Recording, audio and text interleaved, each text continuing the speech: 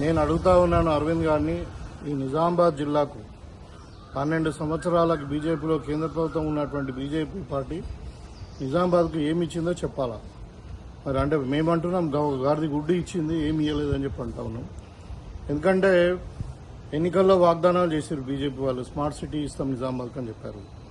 ఇవాళ కరీంనగర్ మనకంటే లేటుగా కార్పొరేషన్ అయినప్పటికీ, ఇంకా చిన్న సిటీ విస్తీర్ణంలో చిన్న సిటీ అయినప్పటికీ, జనాభాలో కూడా తక్కువ ఉన్నప్పటికీ కరీంనగర్ స్మార్ట్ సిటీ అయింది. మరి నిజామాబాద్ ఎందుకు కాలేదు అరవింద్?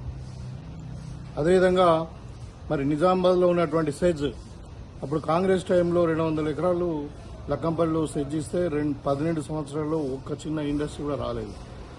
మరి అంటే మరి నువ్వేం చేస్తున్నట్టు నిజామాబాద్ నువ్వేం చేసినావు గత 7 ఏళ్లలో? ఇవాళ పసుపు బోర్డు ప్రామిస్ చేసిండ్రు, బోర్డు ఇచ్చారు కానీ దానికి ఒక చెక్క బోర్డు తొలగించేసి మరి దాంట్లో ఒక సెక్రటరీ తప్పితే ఇంకేం లేదు.